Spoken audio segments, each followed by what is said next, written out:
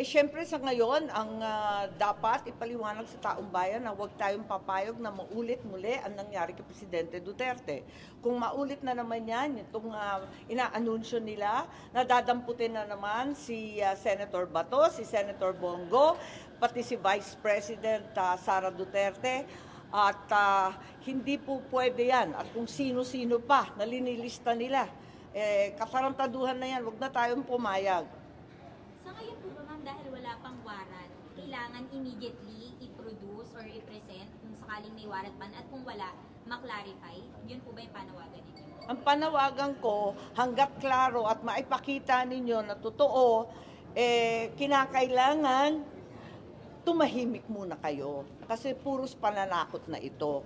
Ikalawa, kung talagang nariyan na yung warrant, fair warning lang, babala lamang sa ating mga opisyal, alalahanin na meron pang batas, meron pang konstitusyon, at may karapatan ang bawat Pilipino ipagtanggol ang sarili sa sarili nating mga korte. Ano po nakikita niyo motive ng Tinatanong, mas maigi na, di ba? Hindi naman sasabihin at ayoko rin malaman. So, mamang pinarating po, humihingi ng tulong sa inyo si Mrs. De La Rosa. Humihingi ng tulong sa lahat, talaga naman. At kung maaring tulungan, sabi ko, asahan ninyo kung anong abot ng aking makakaya. Tutulungan natin si Bato, hindi para makaligtas kung siya ay may sala talaga, kundi na makatarungan ang mga proseso na gagamitin. Huwag itong nangyari kay Presidente Duterte maulit-ulit. Ma'am, right now, ano po yung forms of help or Tuloy pa rin at pumasok dito sa Senado. Wala ako narinig kay Senator Bato, si Nancy De La Rosa na lang nagte-text eh. Kasi hindi mo naman mabibintang yung tao, walang warrant, puro haka-haka, puro chismis, puro balibalita, puro kopya-kopya. Tinatakot naman talaga siya. Ano ba naman yan? Kung ano pong sabi ni Mrs. Nancy? Well, abalang-abala siyempre ang misis niya at sanay na sanay yan eh, talagang asawa ng pulis. Pero ganun pa man, takot na takot. At kabang-kaba, nananawagan, natulungan sana sila na kahit papano may due process, may justisya, may soberanya ng Pilipinas ang umiral sa lahat. Tatanong niyo kung nasa Salamat sa lahat ng bumati sa akin ng happy birthday. Hindi lihim kanino man ang katandaan ko kasi lumaki naman kami in the public eye, ika nga. Napakabata namin nung umapak ng Malacanang, 9 years old lang kami. Ako, kaya't i-compute na lamang ninyo, nakakahiya na.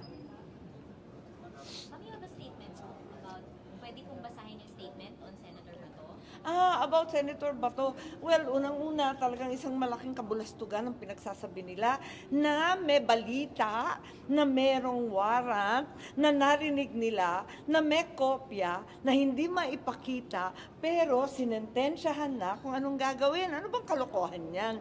Tapos, ayan, nagpauso pa na hindi magkasundo yung kapatid. Yung kapatid naman, ang sabi, wala pa daw warrant. Pagkatapos noon, si Secretary Bersamin, iba naman ang sinasabi. Talaga bang linilito ba tayo? Pero higit sa lahat, kung may warrant, ilabas. Kung walang warrant, tumahimik na kayo. Tantanan na ninyo kami. Ano ba naman pananakot ng ginagawa yan? First and foremost, ang DOJ, parang nakalimutan ninyo na sinabihan na tayo ng Pangulo ni Bongbong Marcos, ang ating presidente, na walang jurisdiction ng ICC dito sa Pilipinas. Di ba sinabi na yon? Pero, ayan, iba ang sinasabi, iba ang nagawa. Bakit? Nadampot bigla si Presidente Duterte. Kaya't eto nga, andito na naman, without any formal request or communication, either from the ICC or the implementing Interpol agency, the DOJ is so eager to resurrect the same illegal mechanism it utilized against the former President Rodrigo Duterte. Let me remind the DOJ, before any Philippine authority can surrender, extradite, kung ano-ano pang mga terminology yung ginagamit para lituhin tayo, it must first have lawful custody of that individual. Section 17 of RA 9851, the oft-cited law of the Ombudsman, na hindi ko maintindihan kung bakit yung Ombudsman na ngayon na nakikialam sa mga extradition, merely authorizes the surrender of the person in custody. It does not grant authority to arrest any person na wala namang warrant. Naku naman talaga kayo, ginugulo lang ninyo kami at talagang linilin lang ang mga Pilipino. Pananakot na klarong-klaro ito.